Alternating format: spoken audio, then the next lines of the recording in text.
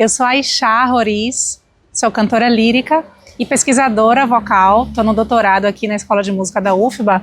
E agora vocês vão assistir um pouco da apresentação do artigo Canto Sacro Decolonial, que eu escrevi fazendo uma comparação e uma aproximação de uma obra de Bach, de Johann Sebastian Bach, com o mestre Irineu, que eu considero ter criado uma escola de canto sacro decolonial.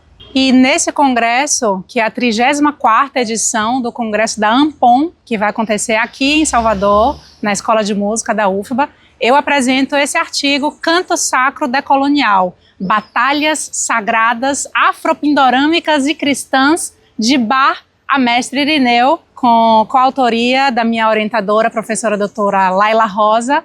Espero que apreciem. Boa tarde, pessoal. Bem-vindas e bem-vindos a Salvador, quem não é daqui. É um prazer estar hoje aqui apresentando esse trabalho, que se chama, a apresentação do artigo Canto Sacro Decolonial, Batalhas Sagradas Afropindorâmicas e Cristãs, de Bach a mestre Irineu. E aí contextualizar um pouco por que essa escolha do pindorâmico e não do afro-brasileiro, né? Porque Pindorama é o nome original nativo das terras brasileiras, né? Então, para a gente pensar já num contexto de linguagem decolonial, a gente optou por trabalhar com esse termo. E a ideia central do artigo e da proposta da pesquisa também é pensar o canto sacro de uma forma decolonial, porque geralmente quando a gente fala em canto sacro, a gente não imagina um repertório fora do repertório cristão erudito, né, das cantatas, dos repertórios de compositores europeus.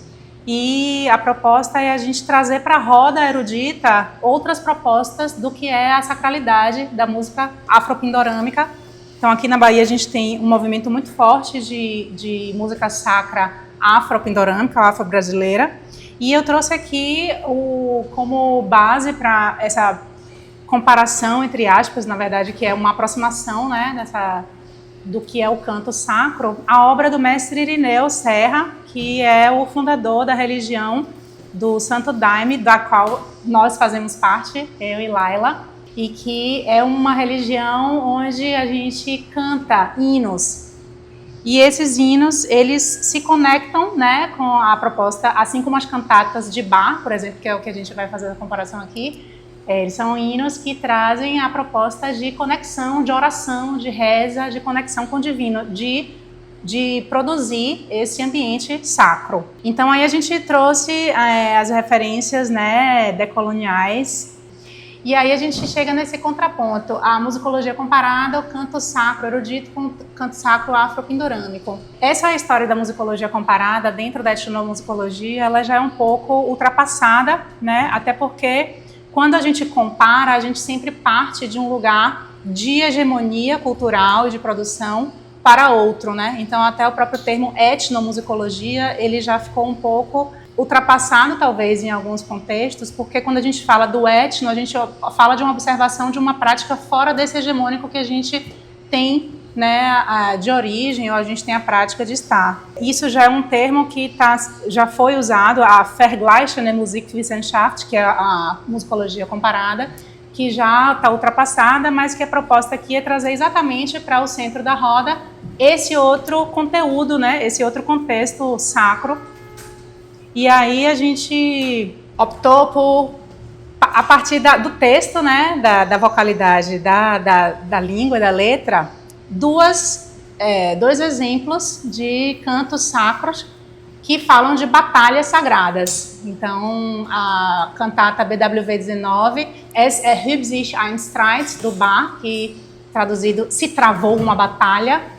É uma cantata feita para o dia da festa de São Miguel Arcanjo, e ele traz alguns elementos que eu consegui também linkar com os elementos do hino Batalha, do mestre Irineu Serra. Então aqui eu posso trazer também no artigo eu coloquei o desenho, né, da melodia aqui, colocado em partitura, e coloquei as duas, a cantata e o hino. Então, se a gente for Por exemplo, pegar esse início do hino, né? Entrei numa batalha, vi meu povo esmorecer. Esse intervalo de oitava. Yes, shine star, etc. Então, esse pam, pá, esse intervalo de oitava, de batalha, de guerrear, de ir para frente, de coragem e desbravar esse universo do que seria o sagrado, né? E dentro do hino do Mestre Irineu, aí a gente faz uma pesquisa do que são os elementos que compõem esse sagrado do Mestre Irineu, porque ele traz aí os elementos das escalas nordestinas, então ele começa com esse desenho melódico com a sétima bemol, né?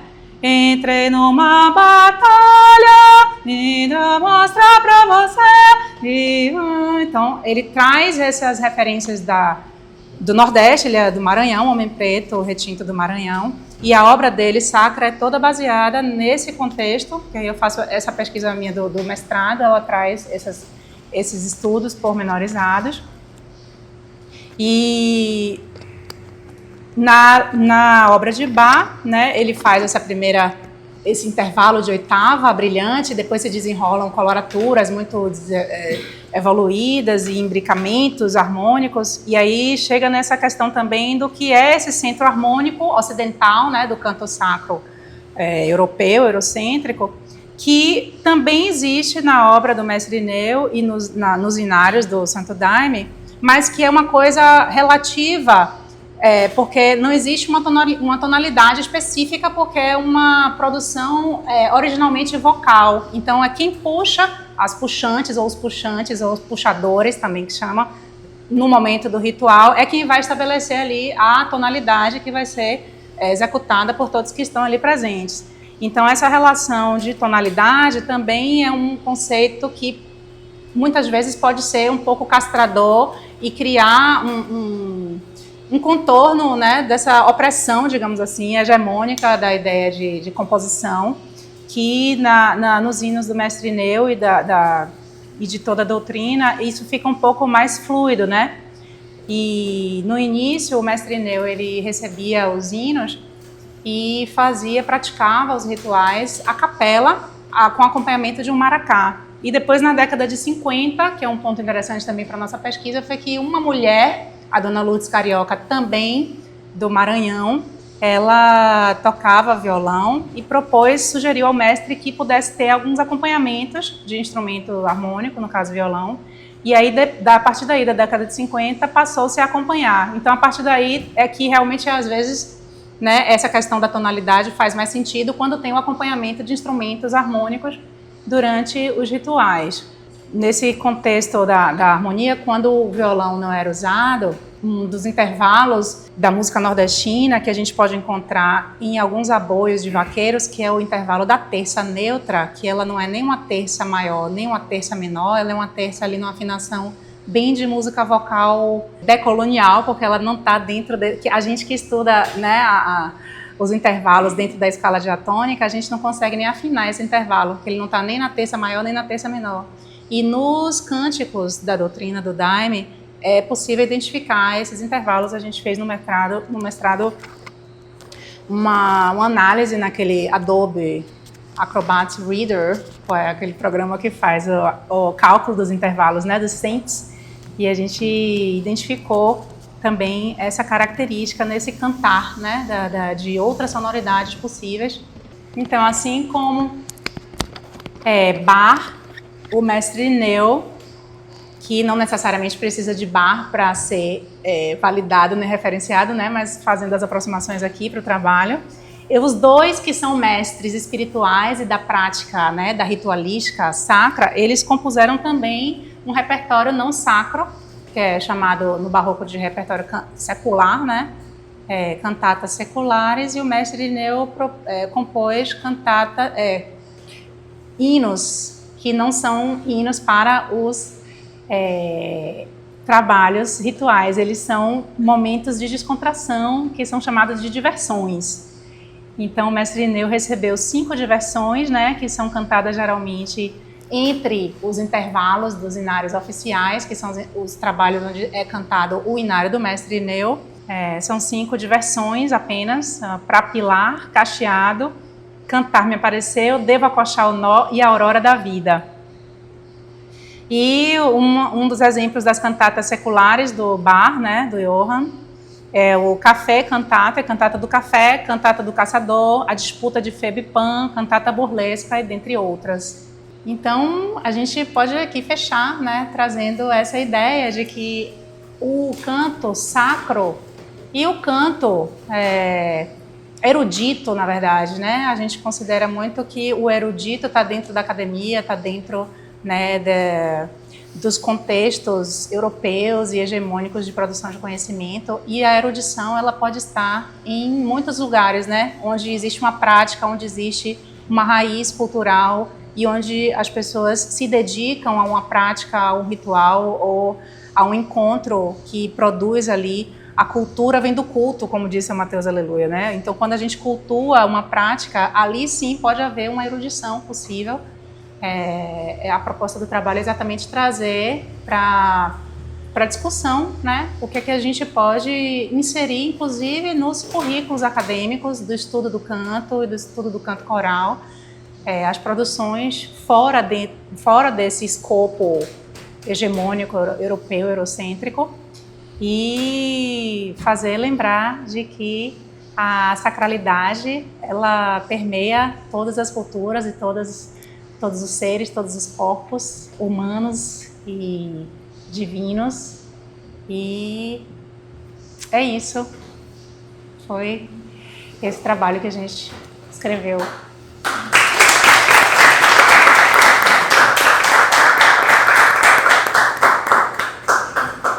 O que é interessante, né? Porque esse trabalho que a Chakra trouxe, né? Está sendo aí, deixa não tem trabalhos, né? Instituição de Daime, de como pensar o mestre Leão, né? Dentro dessas epistemologias feministas, né? É pensar de uma perspectiva mesmo antirracista, né? De trazer um mestre, né? Preto, retinto, né? Filho, né? De africano, né? No século XIX, como uma grande referência musical dessas musicalidades, localidades, né? Da música brasileira. E que aí eu acho que é um complemento com o Vladimir, né? De pensar, Vladimir, se você pensa assim, o que é canto coral, né? Se não uma prática, né, vocal conjunta. Então, pensar desde as musicologias, né? No contexto do terreiro de Candomblé, também no contexto do Venho, no contexto da Jurema Sagrada, no contexto do Maracatu, né? No contexto do Santo Daime, no contexto, enfim, das igrejas, né? Como práticas vocais que são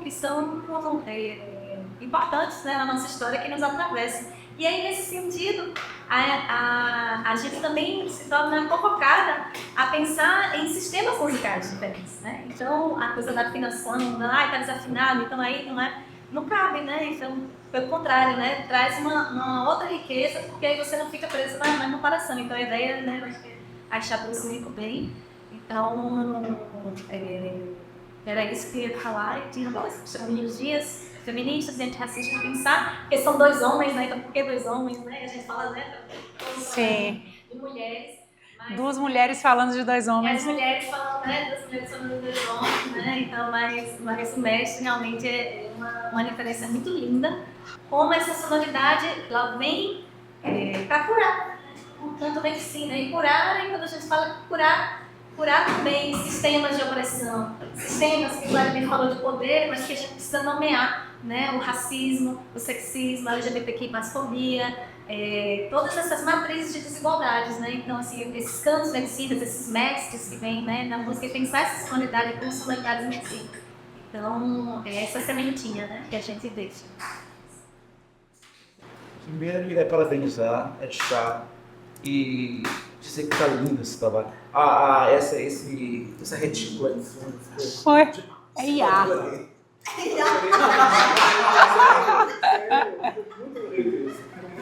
Me chamou a atenção demais. Uma coisa dessa. Mas o que eu queria, na verdade, saber, né, aprender com vocês, falar da musicologia. Como é que a musicologia hoje define o conceito de erudição? Né? O que é erudito?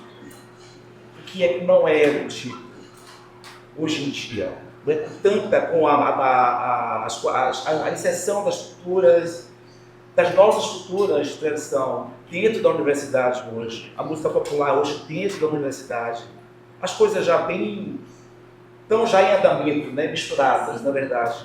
Como é que se vê hoje, né, a ideia do erudito? Que é muito pontual isso, né? Eu acho assim, como eu vi um divisor de águas, na verdade, né? Erudito e não erudito. Né? Eu, particularmente, não uso erudito. O que eu falo, a erudição é a capacidade de concatenar o tipo e o técnico, né? De pensar. Então, se a gente pensa em intelectualidades negras, por exemplo, eu penso o mestre Teu como um intelectual negro, que pensou a existência, que pensou a medicina, que pensou a medicina na ayahuasca, que pensou o canto da maneira dele, no contexto que foi possível para ele, e que hoje pessoas do mundo inteiro seguem assim como nós. Então, particularmente, eu não uso erudito. Mas eu sinto que, por exemplo, a Ixá usa o erudito, aí eu vou falar por ela, mas como uma coisa que é reconhecida nesse meio, por exemplo. Né? O canto erudito, né?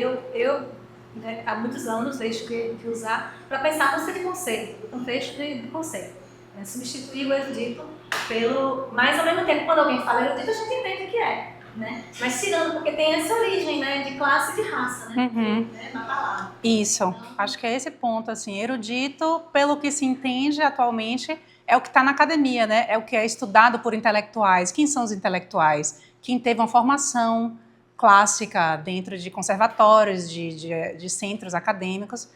E até agora, eu acho que para a gente legitimar algo como erudito, é necessário ainda fazer essa inclusão, né? Esse acolhimento. Por exemplo, aqui na escola a gente está com essa política de trazer as matrizes afropindorâmicas de produção de sonoridades e de musicalidades para o centro aqui da proposta de formação de alunos. Então, aí, a partir daí, a gente está fazendo uma proposta de erudição, mas acho que é como Lala colocou, a gente, às vezes, aos poucos, pensar em se apartar um pouco desse termo erudito, que é um termo segregador, né? Que coloca cada um em suas caixinhas, como você falou. A caixinha, né, do bar, do erudito, e o outro não erudito.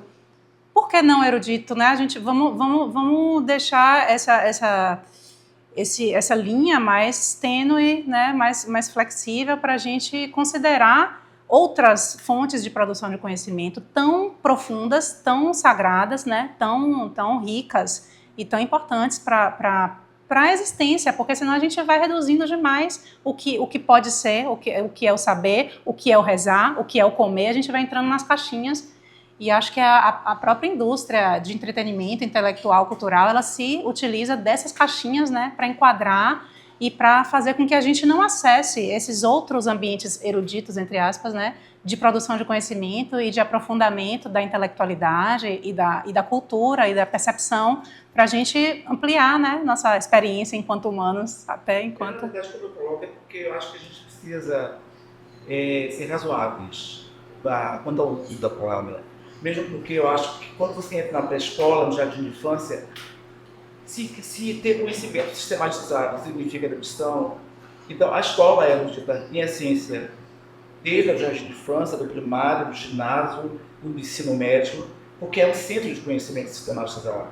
Se a gente considera dessa forma, bem por esse viés. Uhum. Então aí, na verdade, é só uma questão. Uhum. Nesse sentido, porque Sim, é uma coisa que me incomoda realmente o termo. Sim. Eu não gosto dessa palavra. Por exemplo, a gente que é do canto, dentro do currículo do... A gente usa canto lírico. Do lirismo, né? Do lirismo, da declamação, da coisa toda. Ele não é erudito, sim.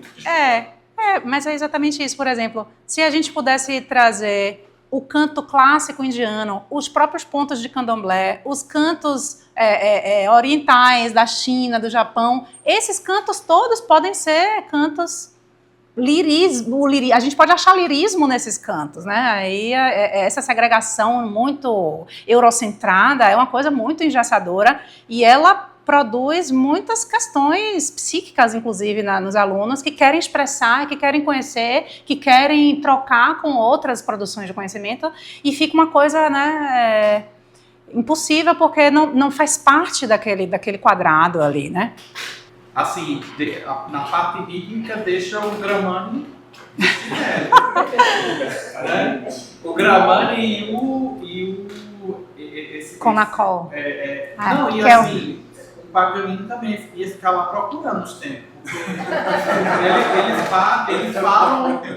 Eles falam sempre com a boca, pague a mão direita com o outro, às vezes o pé e a mão esquerda. Não, essas caras são bem difíceis. Ou nem pra mim, eu amo candomblé aqui, mas não peguei. Sim, Riqueza, né? E ela usei muito o conceito de recuperamento e ágil, de pensar na sobreposição, né? Então você está em texturas e isso ser o orgânico, né? Então esse coral, né? Mas é pensar de outra forma. E a sistematização, ela também é pensada, ela é vivenciada na aldeia, ela é vivenciada no terreiro. São diferentes sistematizações de diferentes sistemas, né? Estamos falando então é legal. E às vezes mais complexas, opções complexas. Né? Tem todos os tipos. Isso foi, a gente percebeu no estudo com o meu aluno moçambicano, que era exatamente isso. Um estudo sobre o canto coral coletivo e o canto coral influenciado pelas igrejas em Moçambique. Então, a gente entrevistou, né, os mestres moçambicanos, mas não, o canto coral é assim, a gente começa a cantar, puxa, todo mundo entra, aí quando repete, eu cansei de cantar grave, agora vou cantar agudo, aí inverte, faz assim, faz assado. Então, cada vez que canta, às vezes a harmonização é diferente, mas a distribuição das vozes é totalmente diferente. Isso para o trabalho dele, esses relatos, porque é uma prática que se canta para nascer, para morrer, para comer, para trabalhar. Aí ele fala sobre isso para estar relatado numa artigo que a gente publicou na revista Música. Então, agora Rafael. Não, eu acho o trabalho sensacional. Eu acho que essa ótica decolonial que a gente tem visto aqui desde ontem, né, do simpósio, e é muito importante para quebrar essa hegemonia tão presente dentro dos estudos de música. Então, eu acho isso sensacional. Mas minha pergunta é muito simples, talvez. Eu não vou conseguir dormir sem saber essa terça neutra. O que você vai fazer? Eu fiquei muito curioso. Não, eu não, perfeito não, mas aí você calcula, né? Tó, mi, maior, tó, mi, menor. Aí algo, entra uma coisa, dó, mi, que tá muito nos aboios, né?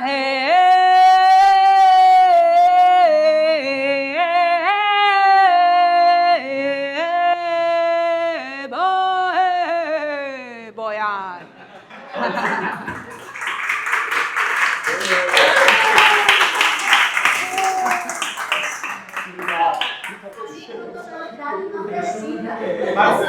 Mas eu vou falar também, como ele falou, na verdade, por exemplo, agora na oficina de Curitiba, né, veio essa professora de canto barroco e tal, e aí o grupo da EMES foi cantar uma canção que o compositor do século XVI, eu acho, né? E eles não afinavam justamente porque a terça naquele período, né, por causa do tempo, não era tom, era modo. Então, tinha um problema de afinação com a terça. Inclusive, né, os estudos de harmonia, de contraponto da primeira espécie tinha justamente, não comece com oitavo, só começa com oitavo, só começa com... por causa dessa afinação. Então, talvez, não sei, não quero mas é uma coisa talvez para verificar se existe alguma influência dessa, né? Porque como o Mariano Suassuna também, né, no movimento armorial, ele fala dessa influência da cultura medieval europeia dentro da cultura nordestina, talvez... E árabe, principalmente. Isso aí, árabe, principalmente. Esse intervalo foi no artigo da professora Ângela, que está citada. Ele é identificado nas escalas árabes há mais de 1000 anos. E quando a colonização começou, a Península Ibérica foi habitada por mais de 15 séculos, 8 séculos, desculpa, por aí, né? 8 a 10 séculos com os árabes. E aí chegou muito árabe. Então, a cultura nordestina ela é muito centrada nessas características culturais árabes. E essas escalas permaneceram, né, nos ambientes onde a cultura eurocêntrica não conseguiu né, modificar tanto. E o canto do flamenco, né? Também. Influenciado por essa... Mas só uma pessoa assim, que é essa soma, né? Pernambucana, Mariana, em várias palestras dele, né? Aulas de espetáculo. Mas ele traz uma referência bem eurocentrada. A gente está na Bahia, portanto a gente pensa nos malês, né? Toda a influência muçulmana dos africanos, né? Porque também houve uma colonização africana na nossa corporalidade, na nossa localidade. Então, não foi só porque Espanha, caso Portugal, que veio colonizar o Brasil, mas a gente também refazer esse circuito aí para pensar nos malês, nos árabes, né? Porque quem são os árabes? Né? Norte da África, gente. Isso. Né? Então, quantos milhões de africanos, né, foram trazidos para cá, né? E infelizmente, né, dentro dessa história do genocídio, né, e epistemicídio, muita coisa está aí, inclusive, né, o apoio, né, pensar essas sonoridades realmente, né, de matriz, né, afro-pindorâmica, né, desse contato, né? E essa relação de música popular é muito mais próxima se a gente pensar com as pessoas que estavam aqui escravizadas do que com essa relação com a música do Deus. Exatamente, os protagonistas, né? Exato. Esse é o mestre Irineu da vida, Exato. né? Então, quantos conservatórios o mestre Irineu foi? Né? O conservatório dele foi o boi, né? Que ele traz nas alegrias, né? Que ele traz, foi o tambor de mina, né? Foi o as ladainhas católicas também, que já é uma hibridação, né, do canto gregoriano com o canto indígena, né? Exatamente. E que não tem nada a ver com o Vaticano, né? Pensar nesse catolicismo afro-diaspórico, afro-indígena, né? Desde outro lugar. Né? Então, isso que é a riqueza. Né? Para além da abençoação. A abençoação é massa, mas precisamos enegrecer a abençoação. Mas talvez se ele tivesse vindo, ele ia concordar com você, talvez. E aí, vai que ele já está pensando as coisas agora, né? Depois de ver essa vida colonial. Tá delicioso, mas precisamos encerrar. Né? Então, essa foi a apresentação do artigo no Congresso da Ampon. O material completo vai estar disponibilizado nos anais do Congresso.